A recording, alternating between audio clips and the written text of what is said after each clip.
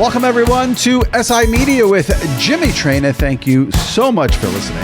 I especially thank you for listening after last week when I had some coughing issues during the podcast that I thought were muted. And you guys definitely let me know it was not muted. So I apologized. I'm embarrassed. I hate that it happened, and I am sorry. So it does not happen in this episode, I can assure you. I've taped the 2 interviews.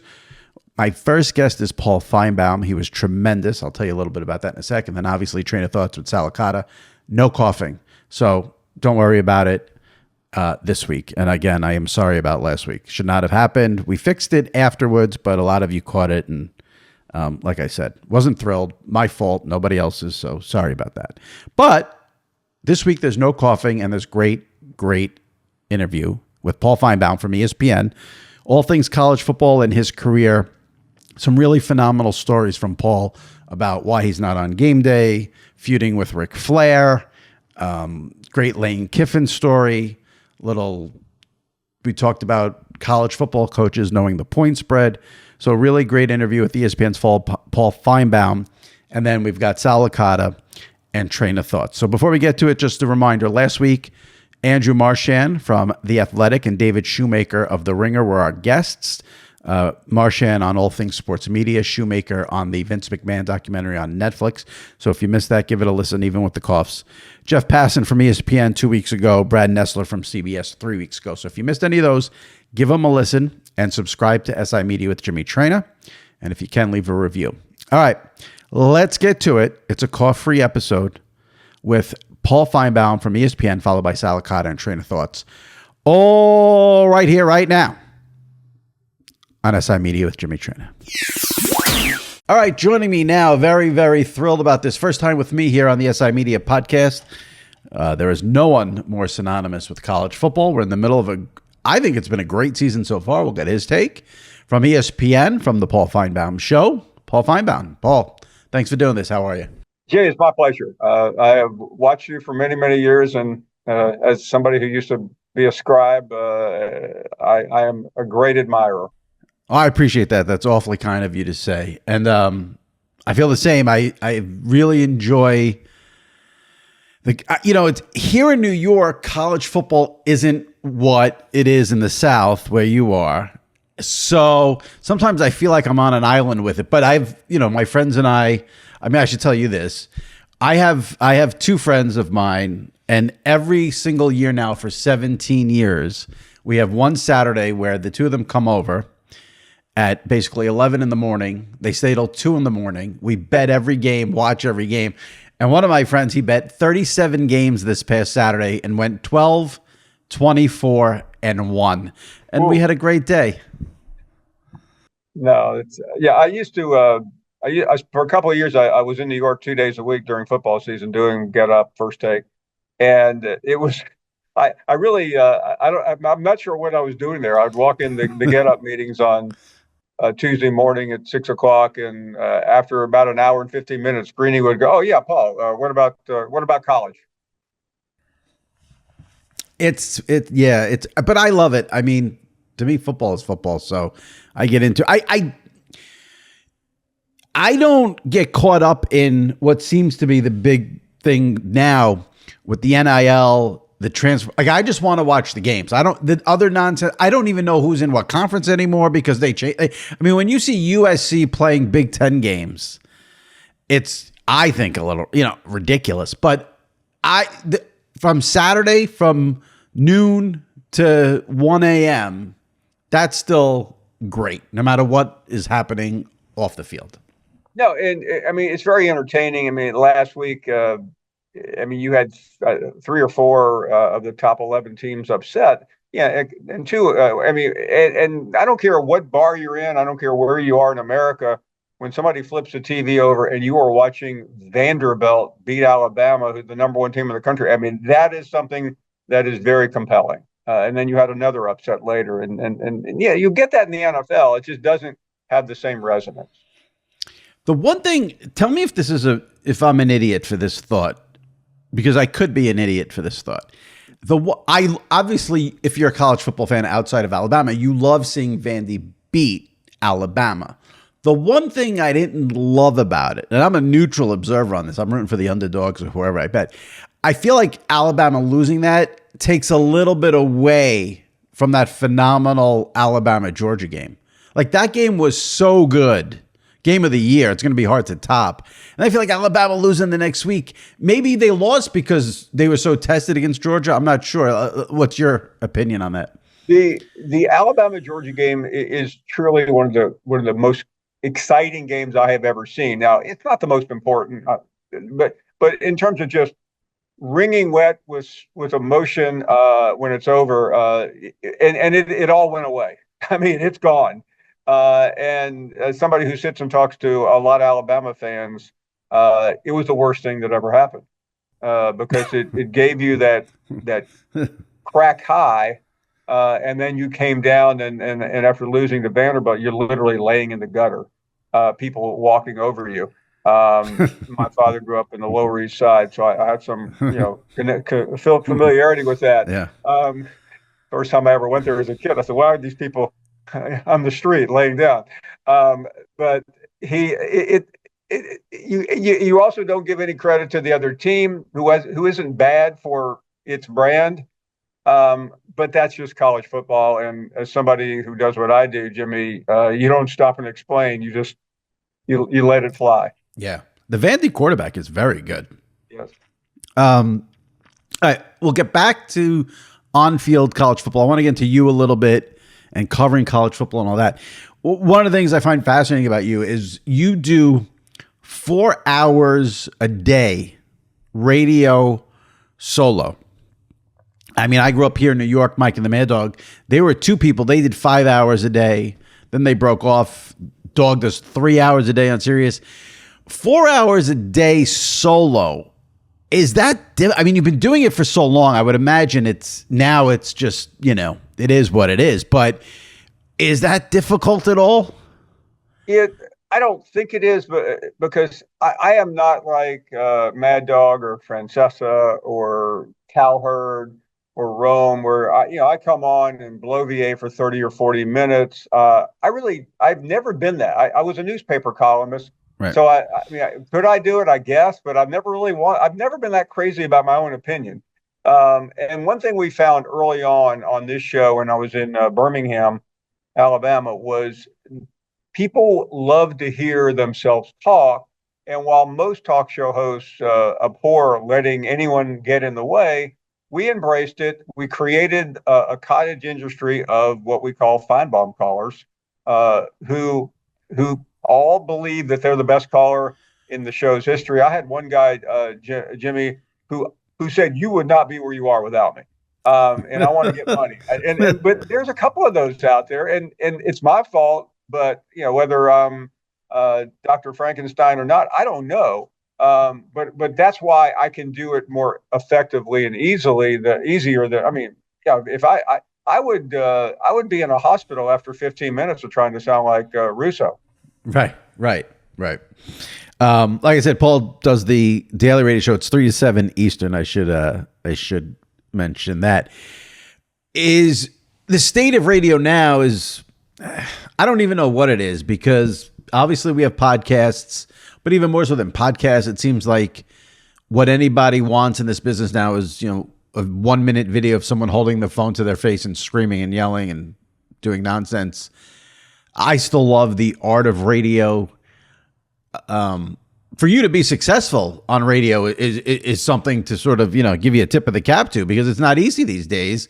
What's your take sort of on the state of radio? Do you think because you're so localized and specific to college football in the South, that helps you? Give me sort of your take on the state of radio in 2024. I think it's pretty bad. I got the ESPN radio in 2013, and I don't need to tell you how many times the hosts have changed. And that's an indicator. And I think the art of radio is gone, and that's why I really love what I do. It's still a little different. I mean, I sit in front of, I'm in a television studio, it's simulcast. You do have to be concerned about that. You have producers telling you, "Hey, we got to get video," and I'm like going, "I really don't care." But I don't think you could. I wouldn't recommend it to anyone today.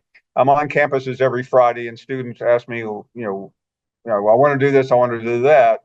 I wouldn't recommend becoming a print reporter or a radio talk show host because there's just not much runway for either one. But I'm still a fan. I grew up listening to the great broadcasters. And there's still something about that. And I think to really be successful in radio, you have to have some command of language. I mean, you talk to any of and I know you have, the old play-by-play guys, and those guys were wordsmiths. I mean, they could, Vin Scully or Mel Allen or someone like that could talk forever because sometimes they had to. Yeah. Wait, you mentioned print. You started in print. Obviously, massive success with the radio show. You've done TV. You're on the SEC pregame show on Saturday mornings. What's been your favorite gig that you've had? Is it the radio show? It's certainly the most successful, but if you could say, if I could go back in a time tunnel, I'd go back to being that beat reporter early in my career when I did that, and I veered off then into for a brief period of time into an investigative reporter. I loved it. I thought there was nothing more exciting than being on deadline. Now, again, you have to remember this is during the '80s, right. When you still had newspapers and people still cared about them, and that's what's hard to explain to people today. That whether it's New York, where I lived in Alabama, or Tennessee, where I grew up, I mean, you waited for that thud outside because you didn't have ESPN, you didn't have a phone, you didn't have all the things that we have now. So the word was really important. So I mean, it was so exciting. I covered one of my first big stories was covering the retirement and death of Bear Bryant at Alabama, and I literally thought that was the most important story in the world. I quickly realized it wasn't. But one of my favorite stories, I was sitting there. My mother, a Jewish mother from Brooklyn, she called me. I'm about 3 hours into the story of writing Bear Bryant's death. My phone keeps ringing. My phone keeps ringing. Finally, one of my colleagues answered and says, "Your mother's on the phone." I mean, she was always dying, so I figured, oh, here it is. I'm in the hospital.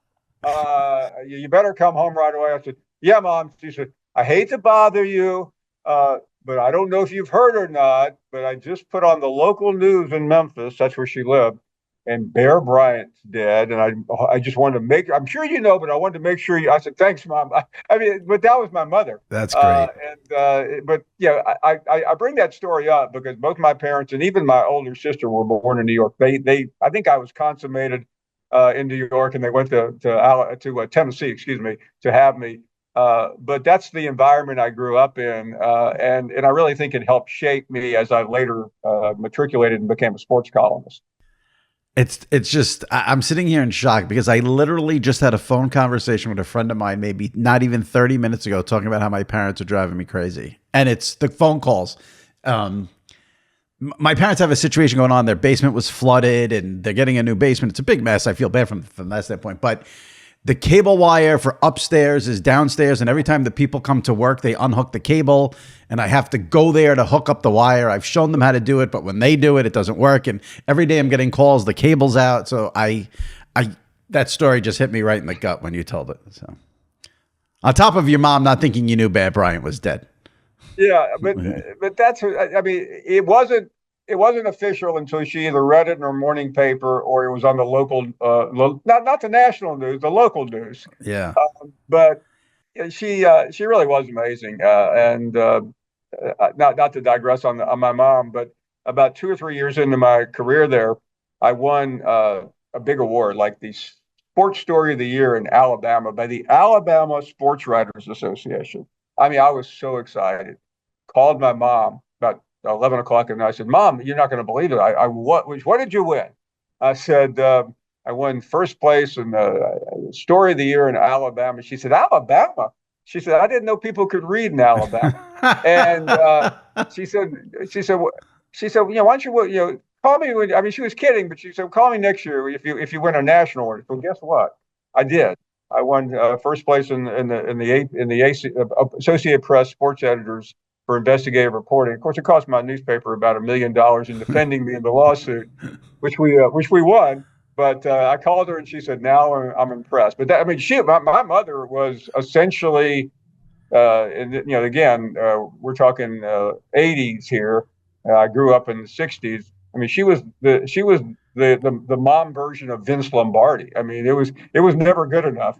Right. My dad died when I was young, so she was literally mom and dad, and was she ever?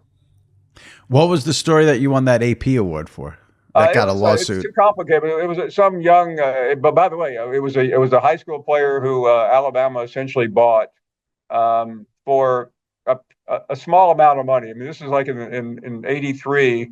They probably spent $2,000. I mean, now the guy he'd be making 5 million. Yeah, for sure. Give me, since you talked about that Alabama buying place, give me and my listeners a sense of where do you stand with SEC fan bases? Are there SEC fan bases that hate you? Are there some that love you? How do the Alabama fans feel about you? Because you are spicy. You do not hold back. You're opinionated. You say it with a good tone. So no matter what your opinion is, you're going to ruffle feathers just based on that. Forget the national audience. Give me what the SEC schools and fans think of Paul Finebaum. Yeah, most of them think I'm just a dyed-in-the-wool Alabama fan, and some of that, Jimmy, is because I did a show there for so many years. I mean, I had the death threats. I mean, Alabama fans, quite often hated me, but when Nick Saban showed up, I knew him a little bit, so that helped with Saban. He embraced me. I clearly embraced him because you couldn't help it. And Saban, being a chronicler of his rise, made me into the perceptively this Alabama guy. Because you pick Alabama every week. I mean, there's no reason not to. Right. They won 90% of their games. But it doesn't take. It takes, as you know, it takes one comment for a fan base to turn on you and forget anything you've ever done. So I don't get too hung up on it. But you have to try to get along. The SEC network where I work is in partnership with the conference. So if everyone hated you, you'd probably be out of work. But I don't know. These days, being hated is just as important as being loved. It seems like. But I mean, yeah, in the click world, in the world of clicks, yeah, there is truth to that. Yeah. But I try not to. I mean, what I say on the SEC network is probably a little more watered down than what I would say on Get Up or First Take or something like that. Got it. Do you like doing those shows? Yeah, because I mean, there are a lot of people that never see what I do every afternoon, or they're not, I mean, if you're in Brooklyn or in the Bronx where my dad grew up, I mean, you're not watching the SEC network, so you see me with Stephen A. And that's what you know of me. So when I used to work in New York those 2 or 3 days a week, I'd walk down the street and they go, "Yeah, Stephen A." I mean, that guy could not have told my name for $1 million, but he knows I'm on with Stephen A. So there's value in that. Now you also get dragged into a lot of conversations that upset a lot of folks back at home, and you adjust and use. By the way, I'm in a studio. I think the lights just came on. Yep. I'm not being put under a hot lamp here. But yeah, I mean, it's very valuable to being heard outside of the bubble that you work in. Yeah. It does seem, I mean, I know this just from following Mad Dog a little bit. No matter what, you're on the SEC network, you have that fan base. There does seem to be a lot of power in being on a show like First Take or Get Up, just in terms of getting new audience and new people familiar with your work. There's no question, and it was something. When I went to ESPN, my agent at the time, and I'll mention his name in a minute because it won't be hard to figure out who he is, was insistent. He said, we've got to get you on all these shows. And then he represented Greenberg and Stephen A. at the time. It was Nick Khan. And he's the reason, because a lot of people that come down here aren't that interested in that. But he made sure, and it was a really smart decision by him, because it also, if you're working at ESPN and in the office of the president and the executives, they've got 8 TVs. You know which one's on first. The SEC network is probably on, but it's like way over there where you have to strain your neck to see it. Makes sense. All right, let me tell you about Underdog Fantasy. We are knee deep in the football season, and that is absolutely wonderful. And so is Underdog Fantasy, where you can win up to 1,000 times your money just by choosing higher or lower on your favorite players' stats, including touchdowns, passing yards, rushing yards, and much more.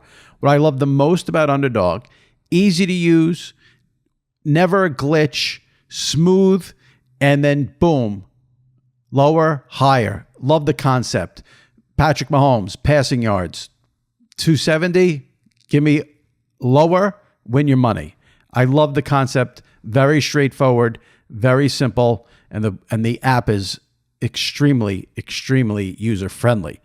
You can make picks on underdogs, and signing up is even easier. Just head over to Underdog's simple to use mobile app or underdogfantasy.com. Sign up with the promo code Sports Illustrated, and Underdog will give you a free pick to use on your first cash pick'em entry, plus up to $1,000 in bonus cash when you deposit. That's Underdog Fantasy, promo code Sports Illustrated, to claim your new customer special of a free pick and your deposit offer. You must be 18 or older, 21 or older in Massachusetts and Arizona, 19 or older in Alabama and Nebraska, and present in a state where Underdog Fantasy operates. Terms apply. Void in Colorado. Concerned with your play? Call 1-800-GAMBLER or visit www.ncpgambling.org. In Arizona, 1-800-NEXT-STEP or text NEXT STEP to 53342. If you're in New York, call the 24/7 Hope line at 1-877-8-HOPE-NY or text HOPE-NY. It's interesting. You mentioned doing Get Up First Take. One of the things it hit me when just doing a little research. Have you ever been asked to be, I know you've been on it, but have you ever been asked to be a regular on Gameday? You've never been like a regular on Gameday, right? Yeah, it's interesting. My very first year, which was 2013, the SEC network had not launched. So I get hired, and Lee Fitting calls me and said, "Would you like to do Gameday?" I said, "Yes." Yeah. So he tried me out one week. I ended up doing it the entire season. And he wanted me to become a regular the next year. The only problem was I was the very first person hired by the SEC network. And one of the main things I was hired for, in addition to the show I do in the afternoon, was for this Saturday morning SEC Nation show. And I can tell you now, it became a bit of a tussle between Fitting and my bosses at the SEC network, and they would not let me do Gameday. They said, "We hired you to do this show." I can assure you, I wasn't happy about the decision. So you wanted to do Gameday? Yeah, I mean, there's nothing like doing Gameday. Right. I mean, I've never experienced it. I mean, I've never been in a rock band, but it's the closest thing to being in one. So I think Fitting tried the second year, and with Nick Khan alongside, but the people down where I work would not let me go. And I finally just said, you know what, let it go. I was also doing my weekday show on site, and that was part of the deal. And by the time my contract came up for renewal, it just wasn't worth it. Gameday had changed. I should know this. I'm going to sound ignorant not knowing this. But tell me, I mean, you say there was a battle between Lee Fitting and the people running SEC Network, but it's all ESPN. So who was in charge at the time? Was it John Skipper? Wasn't there someone at the top of the totem pole that could have came in? And true, but the person who I reported to was really one of the most senior people. She was over Stephanie Driller. She was over Fitting. So she really had the power. Fitting was in charge of Gameday at the time. Got it. And it was just something, it was very delicate. You couldn't fight too hard because it made it look like you were not valuing where you were. Right. And SEC Nation the first year, it was Tebow, myself, Marcus Spears, and Joe Tessitore. It wasn't, and Kaylee Hartung was it was a really good crew. I think I'm the only person left from that. They've all moved on to much bigger deals. So I stayed out of it.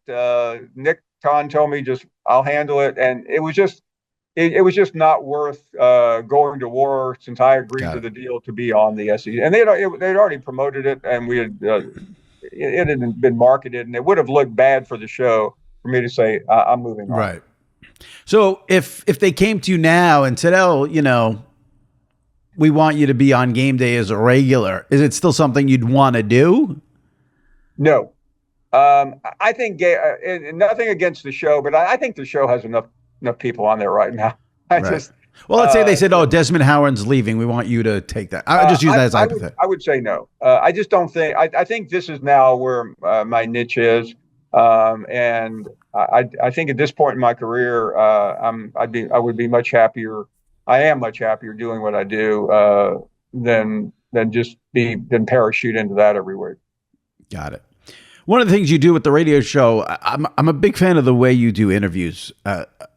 As someone who does this, and I don't think I'm good at it, so I always try to watch other people and see how good they are at it.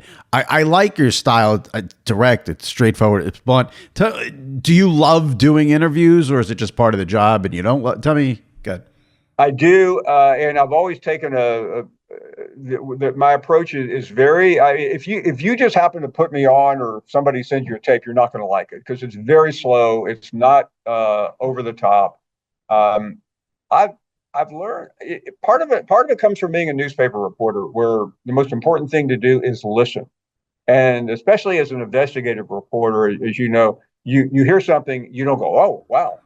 You just sit there and you just bite your tongue and don't change your face. And I've also been a big fan of the various people in the media. One of my favorite people, and he doesn't have that great of a reputation as a good interviewer, although he was Larry King, who came from radio, went to CNN. I was on his show one night, and I learned that night how great he was.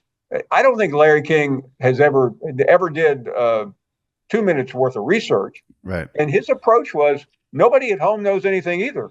Now it catches up to him when he had a guy like Paul McCartney on and say, "Hey, Paul, do you write your own songs?" But but every once in a while it will catch you. And like the night the most famous thing I've ever seen with Larry King, he had Jerry Seinfeld on, and he talked about. He said, "So, your show, you quit your show. You got canceled, right?" And Jerry goes, "Canceled, Larry?" He said, "They offered me $100 million." He said, "Don't you read?" I mean, it's one of the funniest interviews. Jerry goes, "Don't you know who I am?" Yeah, he just assumed since you don't do a TV show anymore, you got canceled. Yeah, yeah. But I do research, but I don't try to. I never like to have it near me. It's either in my head or because I want it to be natural and organic, as opposed to where most interviewers are literally reading the next question and not listening to the answer.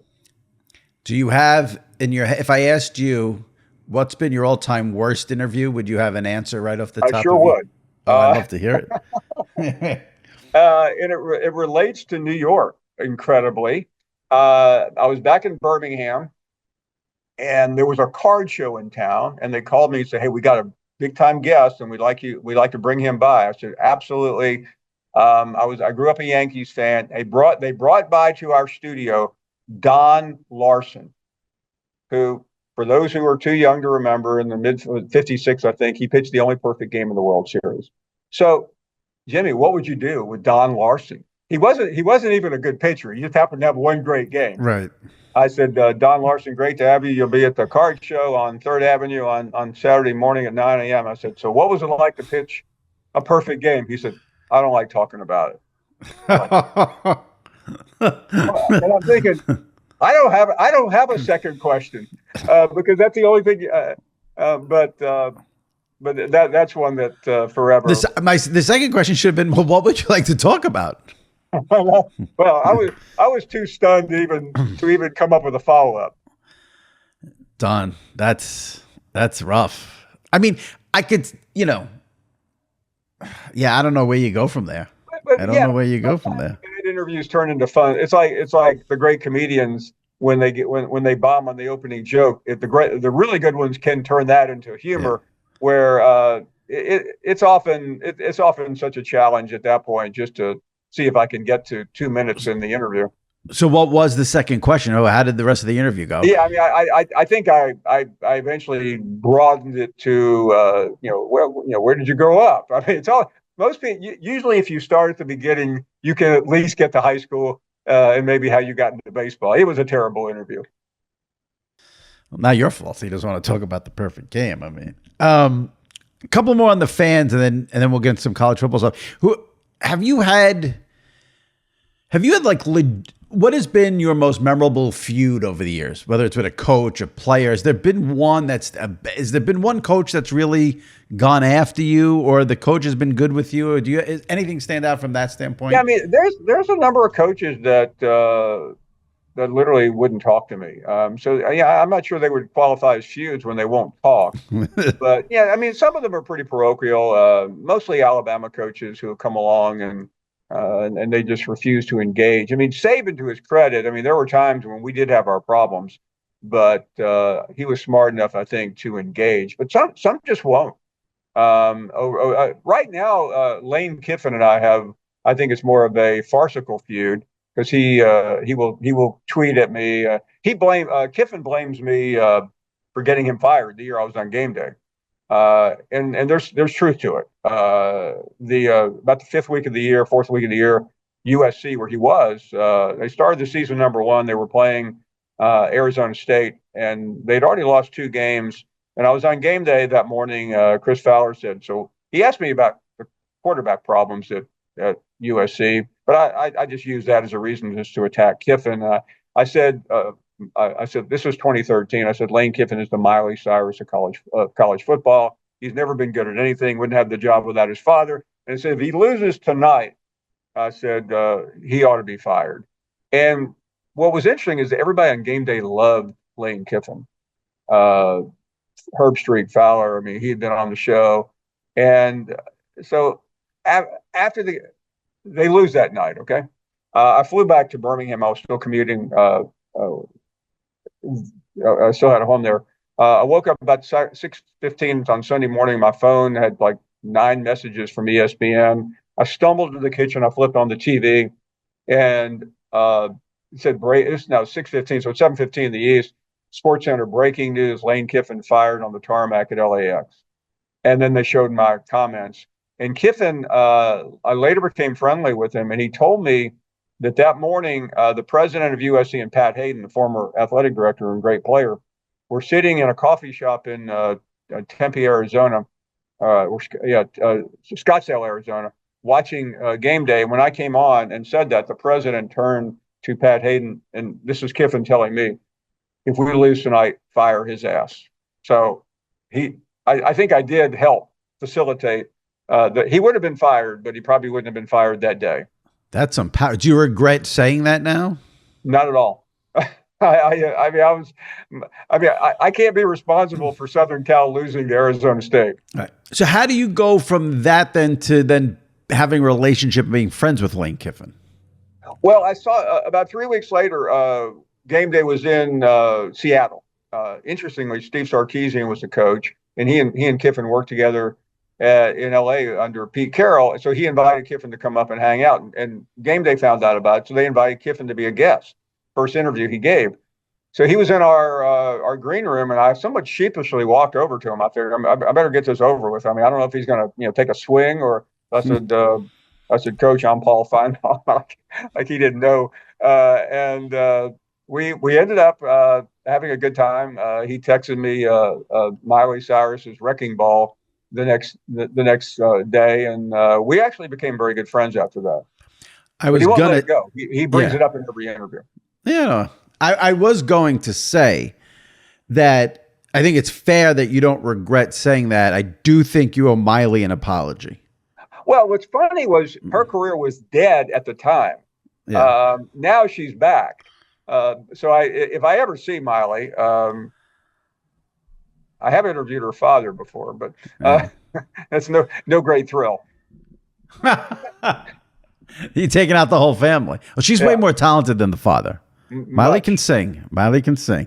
All right, let's get into some college football stuff. I'm going to start with something. I'm going to be selfish and ask you something for my own personal edification. So I had mentioned earlier about having that college football day with my buddies on Saturday.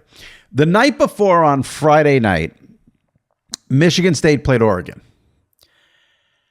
I don't remember the specific detail. The score was, I think, 31-7, let's say, or something like that.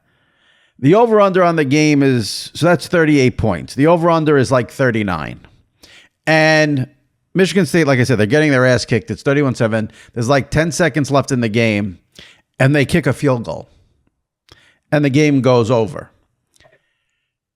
Do you think, I'm not saying this happened at Michigan State. I want to be clear. But do you think coaches ever think about covering a spread or an over-under to help boosters? Yes. Every coach knows the spread, and every coach tells you they don't, but they do because they use it for motivation. Now, the over and under might be a little bit beyond, but they all know what the number is. And that is the fastest way a coach can get in trouble with his boosters is to lose the spread. It is bad. Yeah, you need to win games, but if you're at least covering, they're not as upset as they are when you don't cover, because most fans like to bet on their own team. Right. All of them do. Right. I've had athletes say to me over the years, current athletes will say to me, they don't know the spread during a game. No. And I don't believe them. Absurd. Yeah. Again, I came from a world where I tend to go into an interview not believing much of what I hear as opposed to believing it. But that's the biggest lie in the world. They don't know the spread. Well, like my buddy, like I said, my buddy Diesel had the over in that game. And I was like, a booster must have told the Michigan State coach they have the over, and that's why I kicked the field. Yeah, why are you kicking a field goal with 10 seconds? I've seen Bear Bryant. I saw Bear Bryant a couple of different times kick a field goal, go for a touchdown while leading Vanderbilt 44-3. Right. He knew what the number was. I was right on the details. The final was 31-10, and Michigan State kicked the field goal with 30 seconds left in the game. So why? There's, all right. All right. That was for me. So thank you for confirming that the coaches cover the spread for the boosters. I needed to know that. Let me get your take on this. The 12-team playoff, everyone likes it. Does it hurt the regular season at all, in your opinion?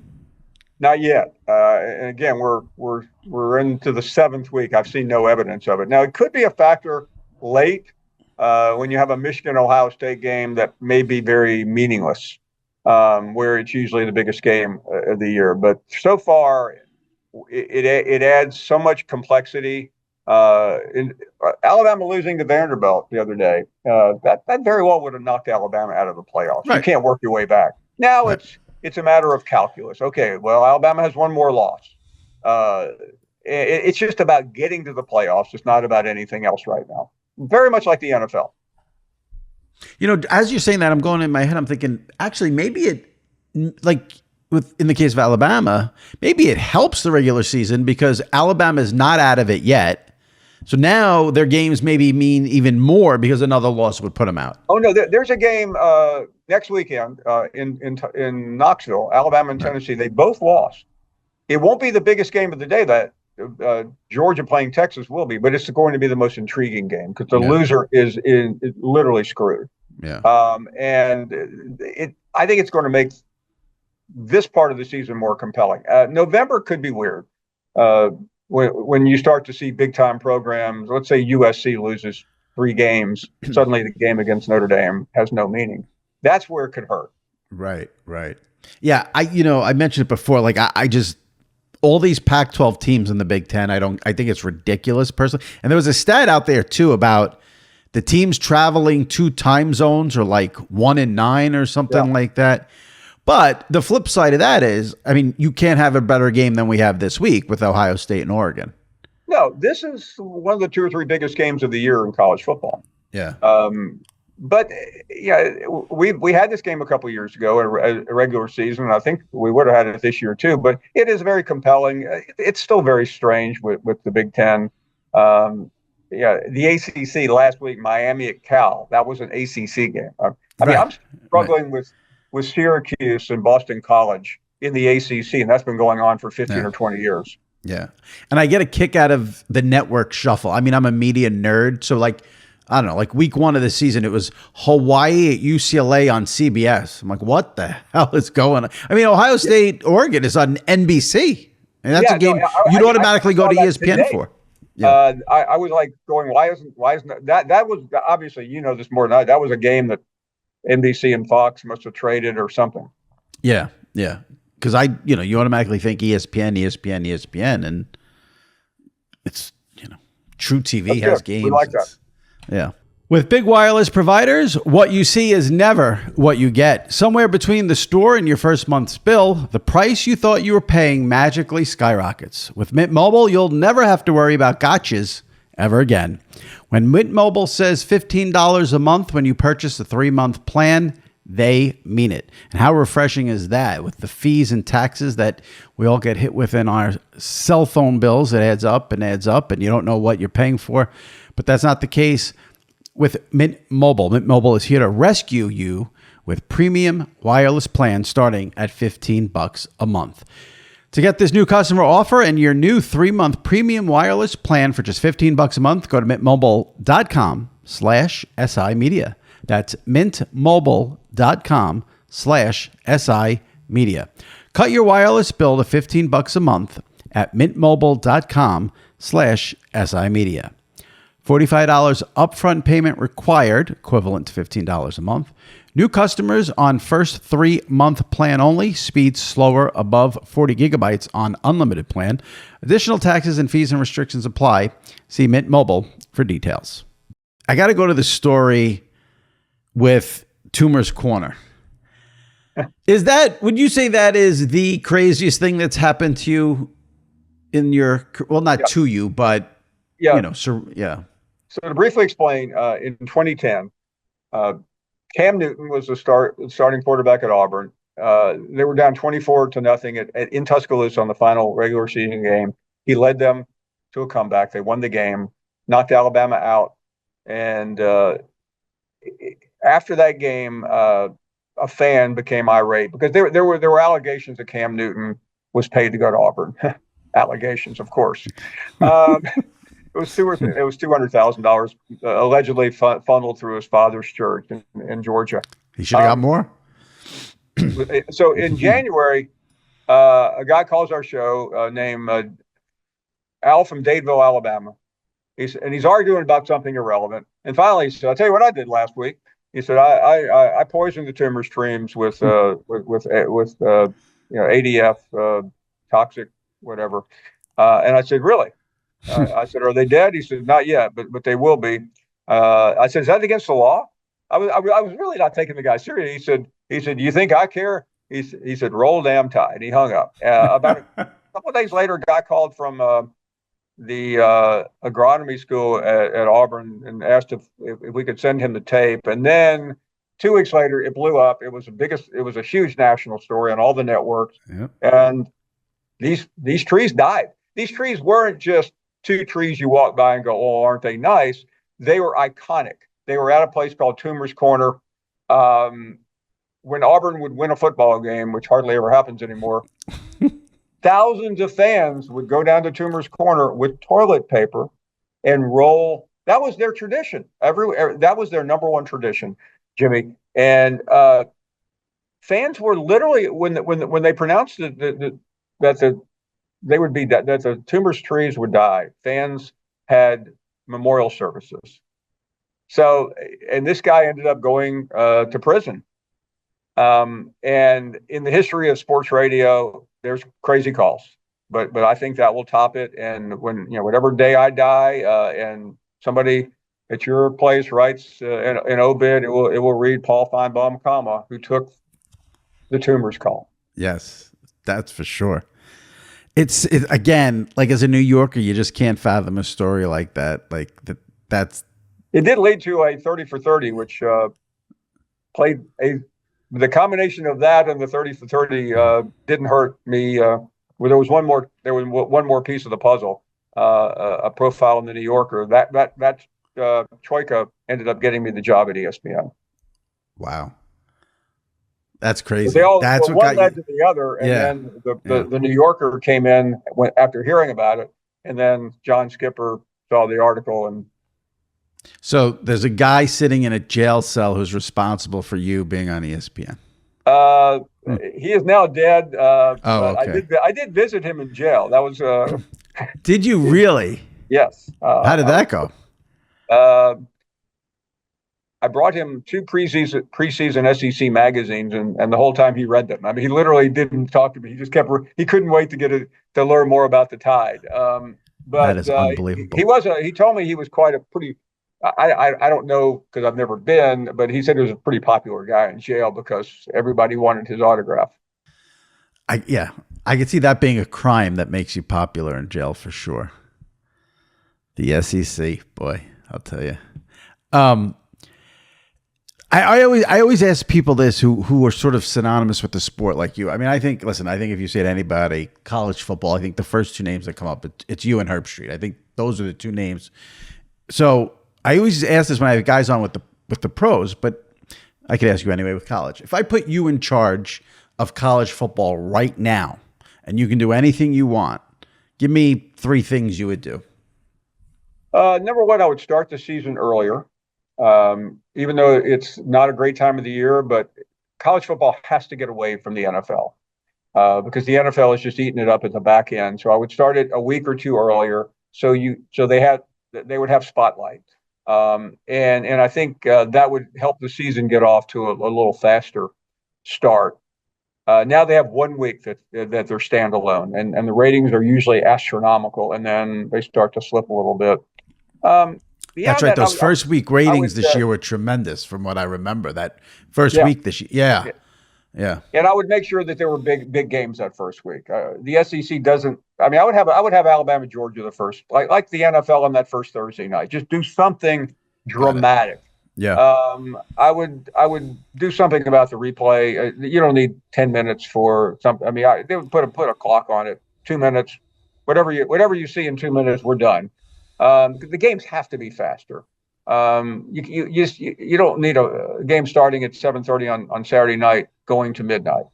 And those are a couple of things that I would probably do. And the postseason, there's not much you can do because but I would try to streamline it a little bit more because this year on the first day of the playoff on that Saturday, there's an NFL game on or two games.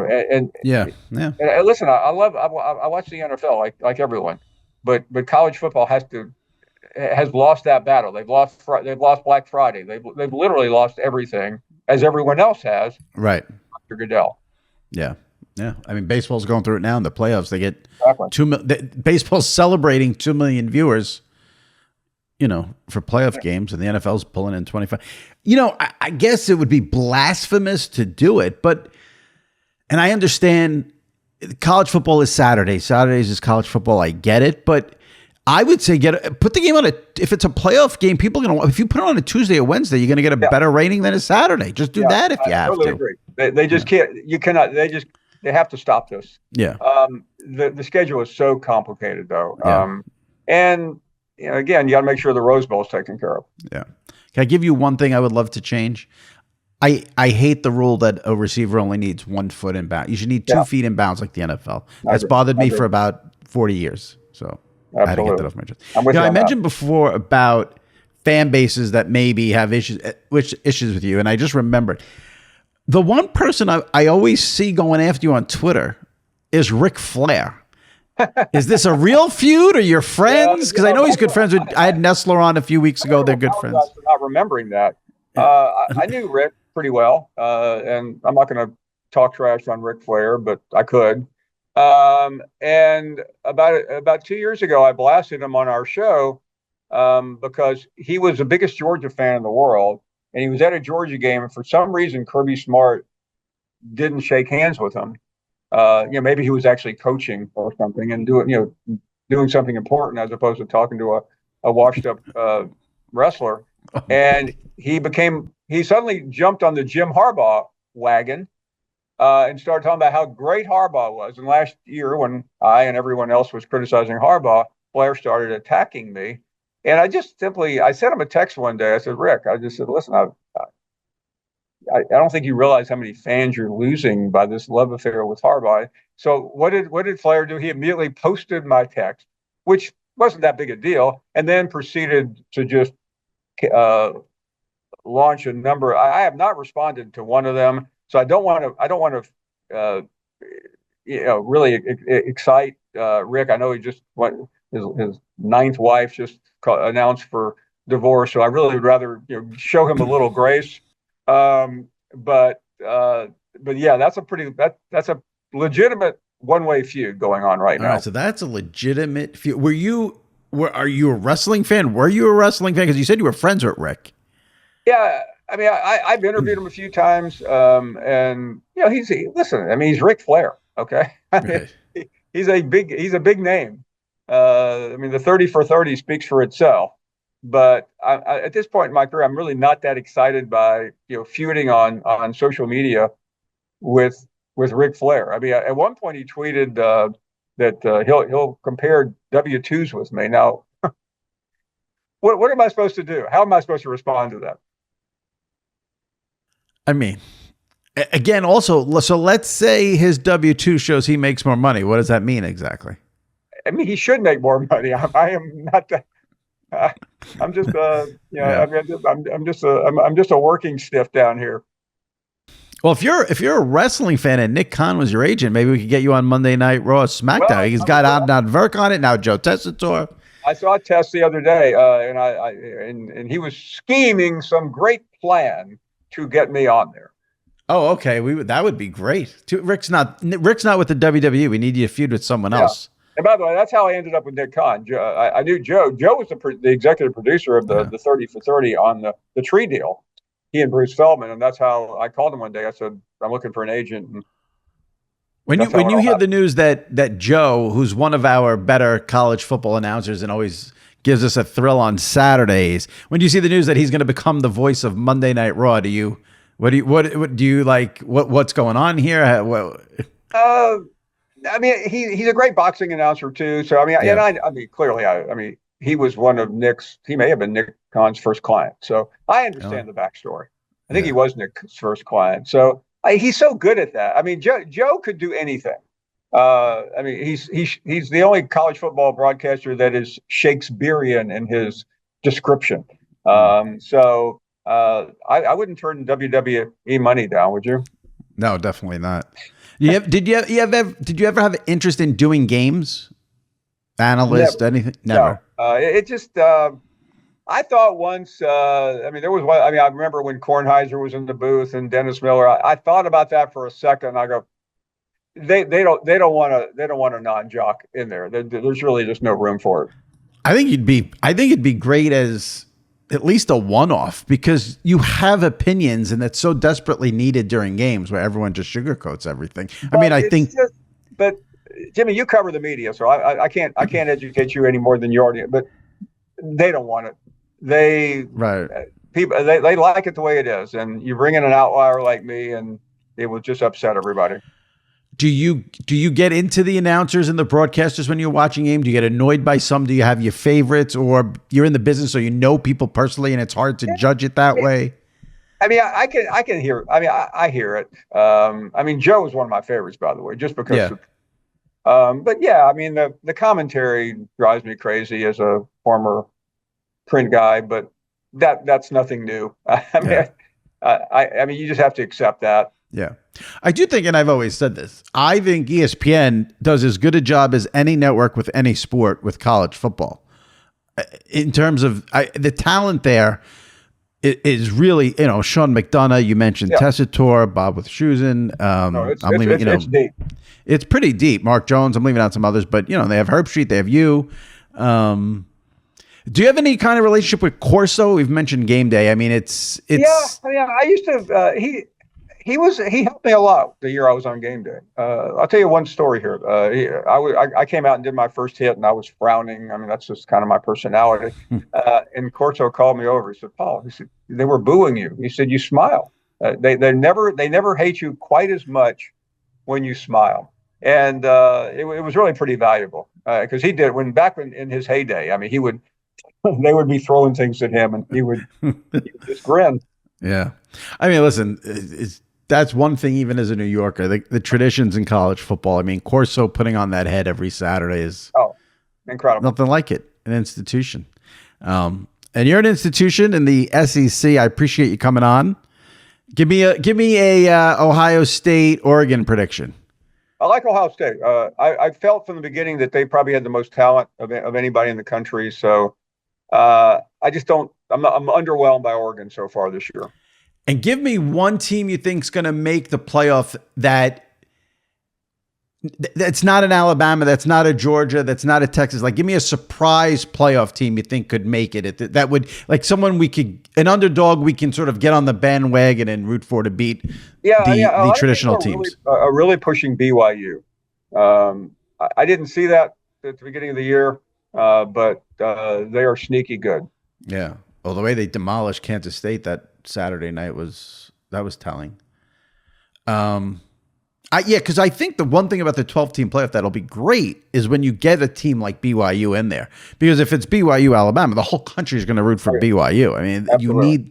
you got to have the villains and the the underdogs and all that stuff. So that is I think the best part of the playoff. You get a couple of teams like that in, and that'll generate the big. I mean, yeah, at the end you want whatever it is, Alabama, Texas, but yeah, if a team like BYU made a run through all those teams, it'd be phenomenal for the sport. So, I mean, that's where I don't think Colorado will make it. I know everybody thinks they will, but they won't. But I'm glad you brought up Colorado. I was going to end it, and I should have go. Where do we stand with Deion now? Because there was a whole thing where you bashed Deion, and then I know you turned, and Mad Dog got mad at you, and Mad Dog called you a turncoat. What? And give me where do we stand with Deion? I mean, I've got whiplash with Deion.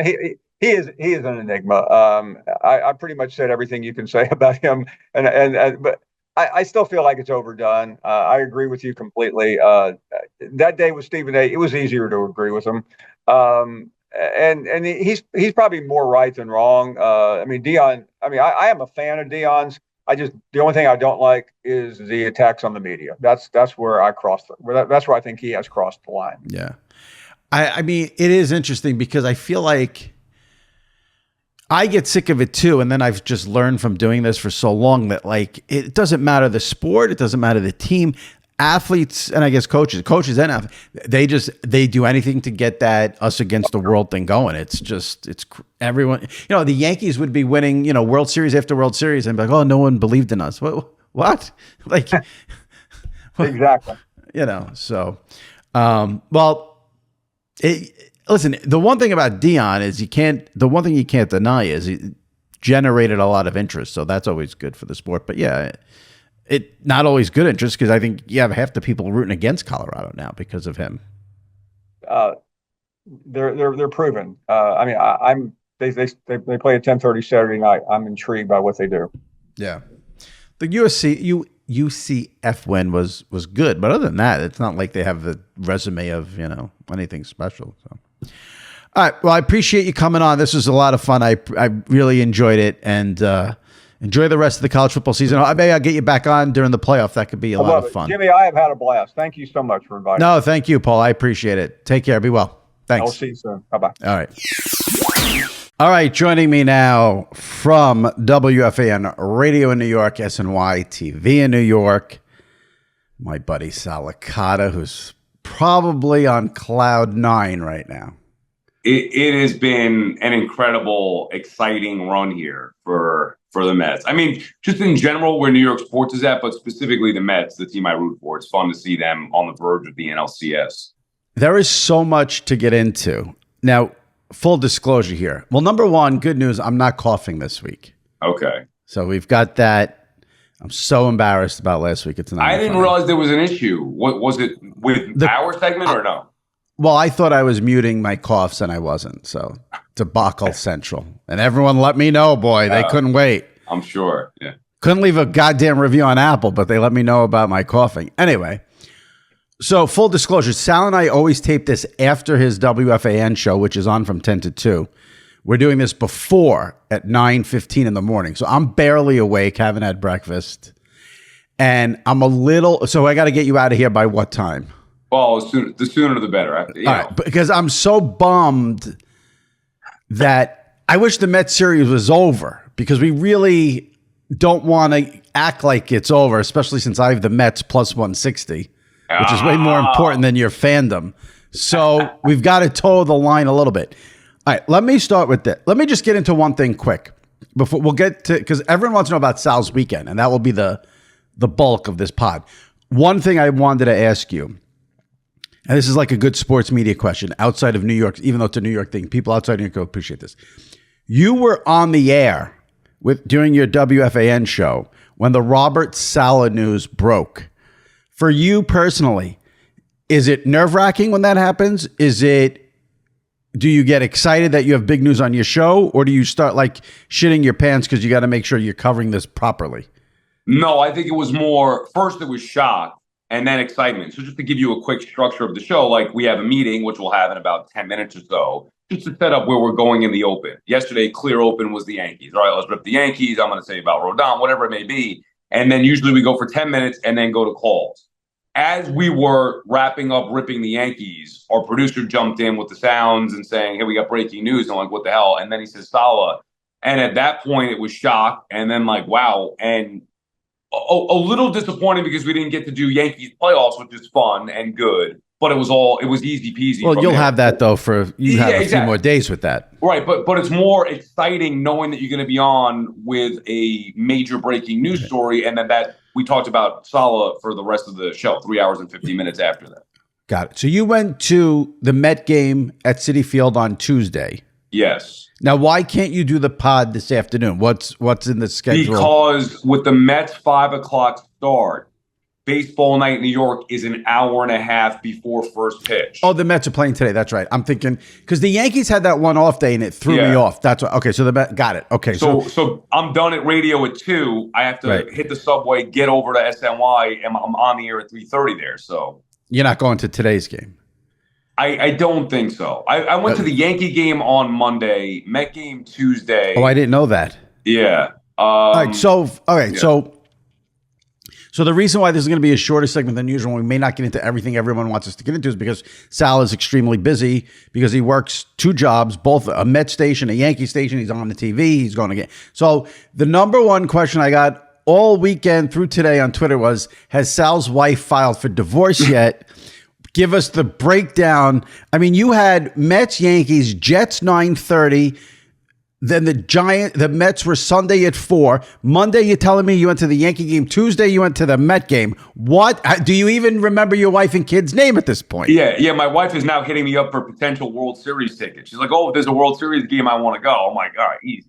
Yeah. Now you converted her. Yeah, exactly. No, but she's been actually very understanding, frustrated, of course, but understanding of the severity of what's gone on here, which is also why today I don't think I'm going to go to the game, because I get off at 4 o'clock. I could go home, be home at 5, actually see my daughter before she goes to sleep, watch the Mets and the Yankees because both play today. So there's really no point to going to the game. But Sunday was chaos. You're right. Jets in the morning. I also worked from home for 2.5 hours from Sunday. So it's, then you had the Giants and Mets after that. It was, it's been a whirlwind. Fun. Did you have any issues watching anything, or was the wife and the kid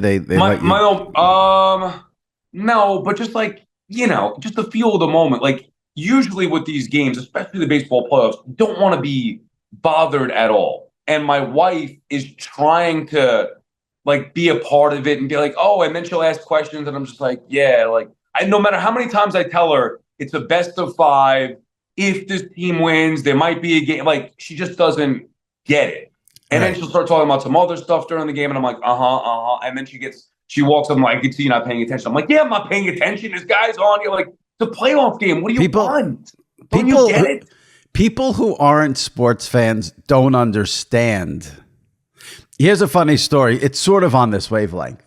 So my nieces are on TikTok 24/7. And this is a whole separate issue, but I can't tell you how bad it is in terms of news. They don't get every news. Everything they see on there is fake and they think it's real. It's terrible. Yeah. It's way worse than Twitter even. Anyway, so because they're on TikTok, when that Harrison Butker thing was a big deal when he said, women shouldn't work. So now my nieces hate Harrison Butker and he's a misogynist and all that stuff. Monday night, I bet over 24.5 points for the Chiefs. Harrison Butker misses a field goal. My niece texts me, I'm so happy that misogynist missed the field. Well, I've got over 24.5. Don't text me about football when you don't even know what's going on. The other 2 days ago, you asked me how many downs for a first down. Now you're texting me about Harrison Butker. Disgrace. That is tremendous. Your nieces, of all people, the last people that should be tweaking you about your bet. Well, because they're locked into the Chief game because of what's-her-face. And then I got her telling me how happy she is Butker missed a field goal because he's a misogynist, and I'm over there betting over 24.5 points. I don't need that. Right. Number one rule of betting, you don't text your friends when someone loses. Right. And you don't care what his beliefs are. You just want the damn kick to go through the upright. Exactly. He could want, basically Italians deported. Kick the field goal and give me my win. All right. So we're taping this on Wednesday morning. So the Mets could, by the time this comes out on Thursday, the Mets could either have won the series or it goes to 5 games. If the Mets lost this series now up 2-1, a scale of 1 to 10, how devastating would it be for you? I think probably a 9 at this point. I always go based off of expectation versus result. My expectation coming in was feeling pretty good. After game 1, I didn't think there was a way they were losing this series. Even after the way they lost game 2, I did not think the series was going back to Philadelphia. So I expect them to win today as we tape this on Wednesday. I would be disappointed if it went to a game 5. And if they lost, because it's the Phillies and because of the way the series has played out, I would be very disappointed. I would say 9 out of 10. Do you have to go or one more minute? No, we're good. We're good. All right. Tell me. So you watched the first 2 games on TV. Yeah. What do you think of, forget the analyst, Adam Amin? I think he's okay. I think, I don't know if I talked about this with you or just BT on the radio show. Baseball needs to have, because baseball is the most regional sport. It's a problem. So you should, I don't care what announcer, like Amin's fine. And I know people hate Costas. I don't even care. Put Costas in there. But for the Yankees, for example, have George Brett and Paul O'Neill or whatever. Pick a Royal that is competent on the air and a Yankee and have them in the booth and give a regional feel. It's the most regional sport. So, like, nothing against Przinsky or Wainwright. They're not going to know the teams the way that Mets fans or Philly fans know their teams. I mean, I think he's been solid. He's fine. I don't know if I've been more locked in this year than in past years. I don't know what it is, but I've watched every minute of every game, basically. I can't believe how bad every telecast is across the board. I love Adam Amin. I said yes. I think he's the best out of all the... I mean, the ESPN telecasts, forget the announcers. They bombard you with so much nonsense, win probability, and oh my God, it's strikeout impossible. Probability, like this. He's 37% going to walk here or get on. What? Make a separate feed where it's like a 1980s telecast where there's nothing on the screen. I'd be happy with that. But I think Amin's the best guy. Joe Davis yells, wait, like the yelling is out of control. Like I like it with Harlan. I like it with Gus. I don't know what it is with Joe. He's strained. I don't know. It doesn't work. So have you heard Costas at all? Yes, but only game 1 because I was at game 2. He doesn't. I'm a nostalgic guy, so I don't have a problem with the nostalgia, but there's an arrogance to Bob Costas in the way that he talks that I just don't think people have the patience for anymore. That's it. He doesn't bother me as much as he bothers others, but it's the arrogance. His style is not suited for play-by-play. He's an essayist. He can do monologues. He can do interviews. The play-by-play, I mean, it's brutal. I know, but like Rich Eisen on the London game. Again, Rich Eisen's a great podcaster, very entertaining. I loved him on SportsCenter. Is he a play-by-play guy? He's not. So to me, they do these national games. It's not just baseball. Sometimes with football, when they try to bring these special broadcasts, it's the same thing. That's how I feel about Eisen. He's not a play-by-play guy. The bottom line is, and I love the guy to death, Joe Buck killed baseball. Joe Buck needs to be doing these games. It's ridiculous. He was the best. I miss Joe Buck. The games have the announce. There's no, I don't know. We've talked about this a million times. There are announcers. You put it on, big game feel. None of these baseball announcers have big game feel. Yeah, I feel can't bad. say this. I'm trying to think of who. Well, Bushiami did Bushiami or whatever did the first. He's good. Yeah, I like but him. But not big game feel. Agreed. I don't mind. I think Brian Anderson gives me a big game feel for TBS. I thought he used to do it with Darling, but now they have Costas doing it. So Anderson, to me, something about his voice has a big game feel. But they also have, I think the other issue is, and I don't know how they avoid this, but they, this isn't what the reality is, but this is what the perception is. The perception is they've got Ron Darling, a Mets guy, doing the Yankee game. They got Joe Davis, who's a Dodger announcer, doing the Dodgers game. Costas is a Yankee fan. Costas is doing the Yankee fan. And then everyone just thinks rooting for the, I mean, it is bizarre to me that Fox puts Joe Davis on the Dodgers when he's the Dodger announcer. Right. I don't know if there's a way around that. I did get a feel that Edmean was rooting for. He's not rooting for the Phillies. Right. I know that. But I did get the feel in game 2, he couldn't help himself but get more excited in Philadelphia with the comeback for the Phillies, making it seem like it's going to be a better series, a better game if the Phillies came back. And you don't know this because you were at the game, but he did that yesterday with the Mets. If you watch yesterday's game with the Mets, he did this. He was the same exact way with the Mets. Fair. That's fair. But also, I think it just plays to the regional nature of the sport. We are used to, I don't mind criticizing the team. Gary Cohen, Keith, and Ron would do that. But it's just not the same feel. And they need to balance it. I don't want to hear from Adam Wainwright. When Met fans hear Adam Wainwright, they think bad things. So he shouldn't be in the booth. Period. For a Met game. That's a little psych. I mean, I don't know. Well, I guess it's the same. I don't want to hear from Ortiz, so I guess it's the same thing. Yeah, but I didn't think Met fans have beef with Adam Wainwright. That's a weird one to me. Adam Wainwright, when you think of him, if you're a Met fan, you think of one thing: Carlos Beltran striking out. Okay. Got it. So he's great, and I'm not saying he's not a good analyst. I actually think he's been pretty good. But if you're thinking from a regional perspective, Adam Wainwright is one guy who shouldn't be doing Met games because why not put Chase Utley in the booth? Why not just end it? But what do we do with Roger Clemens? I mean, come on. Right. That would be great. Yeah. Well, that's how the Yankee fan feels about Darling. But I actually think Darling is excellent. When I've watched the Yankees in these games, I'm like, if Darling just had a legitimate play-by-play guy, it'd be a great broadcast. Darling is probably the best at what he does, but if I'm a Yankee fan, I don't want Ron Darling on my broadcast. You see, that doesn't bother me. That does not bother me in any way, shape. I'd love it. If it was Gary, Ron, and Keith doing the Yankees, I'd be happy.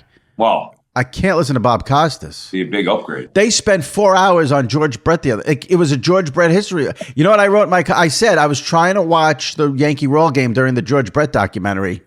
I mean, it was ridiculous. All right. Well, I got to let you go. Yeah. What time you got? 9:36. All right, I gotta probably wrap it up. What are you leading with today? The Mets? Easy Mets. I just don't know what the exact angle is going to be with that. But I wish we could have gotten more into Robert Saleh. I could do a quick if you want to do quick Saleh. Go ahead. I just the Aaron Rodgers sycophants in the media and all his friends in the media trying to protect him is fascinating to me. And let me be clear about one thing. Do I think Aaron Rodgers called Woody Johnson and said fire Robert Saleh? Absolutely not. Aaron Rodgers didn't do that. Do I think it was Woody Johnson's decision to fire Robert Saleh? Absolutely. Do I think Woody Johnson called Aaron Rodgers and said, I'm going to fire Robert Saleh? Yes. Do I think if Aaron Rodgers said, don't do that, Robert Saleh would still be the coach? Yes. So Rodgers is a player in this. And here's all you need to know. The guy who should have been fired before anyone, I mean, if you want to make the argument that Saleh should have been fired, I have no issue with that. But Nathaniel Hackett should be fired too. He's still there. Why? Because he's Rodgers' guy. So all these people need to go, Rodgers didn't do this. People want to blame Rodgers. Well, if you don't think Rodgers was a player in this, he could have saved Robert Saleh. He runs the team. That's the biggest problem, is that firing the head coach in this case is not going to do anything because he had no say over the offense anyway. He should, in theory, as a head coach. He didn't, because it's run by Aaron Rodgers and his best friend Hackett, and it's being run on the ground. So how's that going to change with an interim coordinator now? It's not. And if the report, now I don't know what to believe, but if you believe the story that Saleh was going to take the play calling duties away from Hackett, then I could absolutely see Rodgers ordering the coach. But all the people who love, Hackett in the media are going, I mean, Rodgers is like, Rodgers had nothing to do with this. Yeah. Rodgers didn't wake up and say, fire Robert Saleh. Of course not. Yeah, it was Woody Johnson's decision. He had nothing to do with it at all. A player in it. he had nothing to do with bringing in Alan Lazard or bringing in Hackett. Right. He has no. Rogers has no say. Right. They're going to go get Devontae Adams because of Rogers. Right. I mean, it's ridiculous. Agreed. But I just don't understand.